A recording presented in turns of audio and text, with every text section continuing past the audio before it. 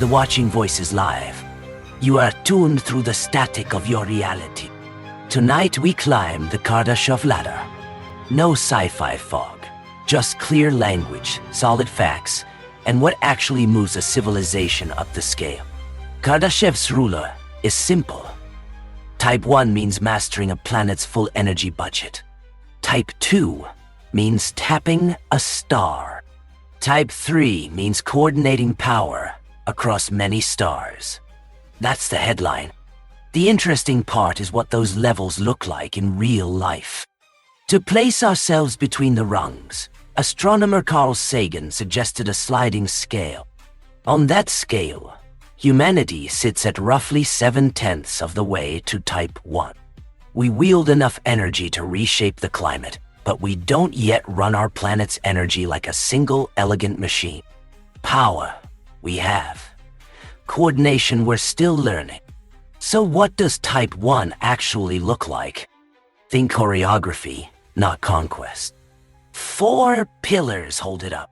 First, generation at scale.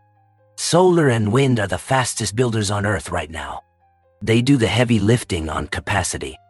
To keep things steady when the weather rests, we lean on firm, low-carbon sources. Nuclear fission today, geothermal in more places each year, and fusion later if it crosses the line from experiments to electricity on a wire. Second, storage and flexibility. We need batteries that cover hours, pumped hydro where geography allows, and thermal storage for heat. Heavy industry can use hydrogen where direct electrification is hard. Just as important, we shift demand to the cleanest, cheapest hours so the grid doesn't fight the weather. It dances with it. Third, bigger, smarter grids. Long-distance lines move power across regions and time zones.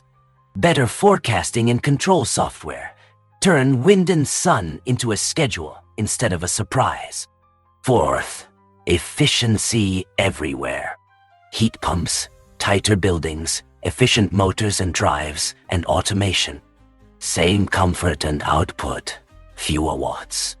Where are we now? The world's energy use averages around 20 terawatts. Electricity is getting cleaner as solar and wind set build records. Utility-scale batteries are arriving by the gigawatt to smooth the bumps. The quiet choke point is wires, transmission lines, substations, large transformers, and the permits to build them. If generation is speed, transmission is traction. You do not go far without. Let's talk technologies, quickly and honestly. Fission is the steady anchor. Large reactors run for months without pause and still supply a meaningful slice of global electricity. New small modular designs aim for factory-style builds and repeatable costs. They make sense where you need dependable power, high-temperature heat, district heating, or desalination. The challenges are familiar: cost, schedule, waste handling, and public trust. Fusion is progress with promises to keep. Laser facilities have delivered repeated ignition shots, real physics milestones, and magnetic machines have set records for stable plasmas. That's exciting, but it's not a power plant yet. If fusion reaches electricity on a wire, it joins fission and geothermal in the firm, clean tier. 24/7 power, industrial heat, and large volume hydrogen without carbon. Geothermal is moving from hotspots to everywhere heat. Enhanced geothermal creates reservoirs in tight hot rock so we can harvest heat where nature didn't provide easy water. A first-of-its-kind project is already serving the grid in Nevada. The next leap is super hot rock geothermal. Deeper drilling into rock so hot that a single well can deliver far more power.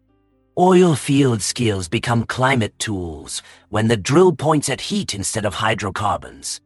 Space-based solar has proven the verbs: collect power in orbit and beam it by radio to a receiver, but not the economics. Efficiencies are low and costs are high. If it matures, it could fill dark gaps on the night side during polar winters and after disasters. Ocean energy is useful where geography helps. Tidal range plants work at a few strong sites.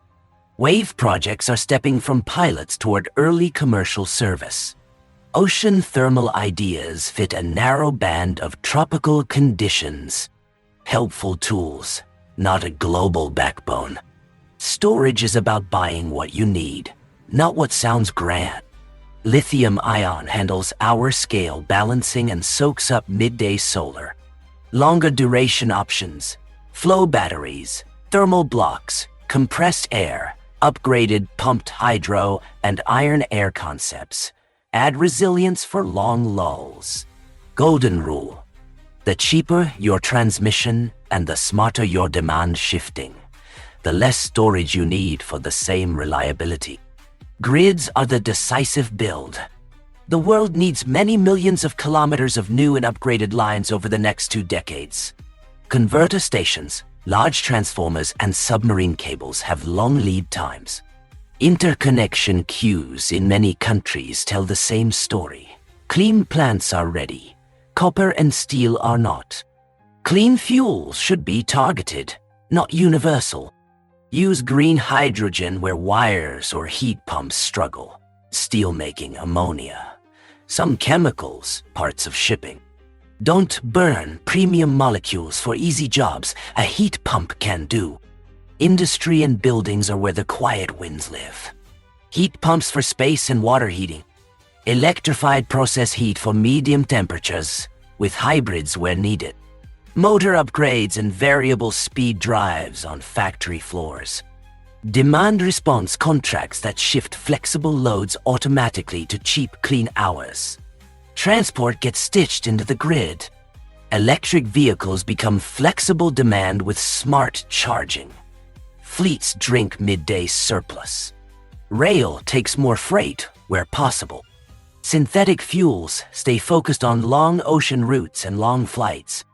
Better urban design reduces the energy you need before you ever buy a kilowatt hour. So how do we raise our score the fastest over the next decade? Build high-voltage corridors and substations on firm timelines. Keep solar and wind scaling with factory throughput and hybrid plants that include storage. Add firmness. Keep safe existing nuclear online. Build standardized fission where it pencils. And drill enhanced geothermal now, while piloting super-hot projects. Deploy battery storage quickly for hour-scale balancing and incubate long-duration storage for longer lulls. Electrify heat and use green hydrogen only where it clearly wins. Lead with efficiency because it is the cheapest power plant any country can build. What will Type 1 feel like? Cheaper, steadier power. Cities that hum instead of roar. Neighborhood microgrids that ride out bad weather. Water security from desalination powered by surplus electrons. Steel, ammonia, and cement with shrinking carbon ghosts. A night sky that remembers how to be dark. Looking up the ladder, Type 2 is intimacy with a star, a sparse swarm of collectors, careful waste heat management, precise control. Type 3 is coordination across many stars. Capacity grows vast. Discipline matters even more.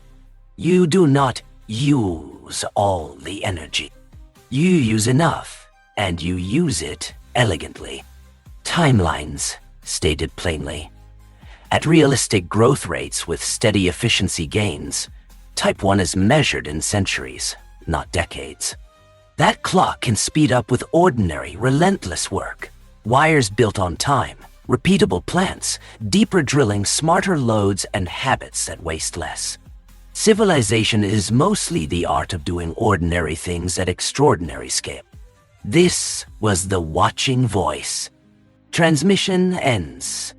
Stay tuned between worlds.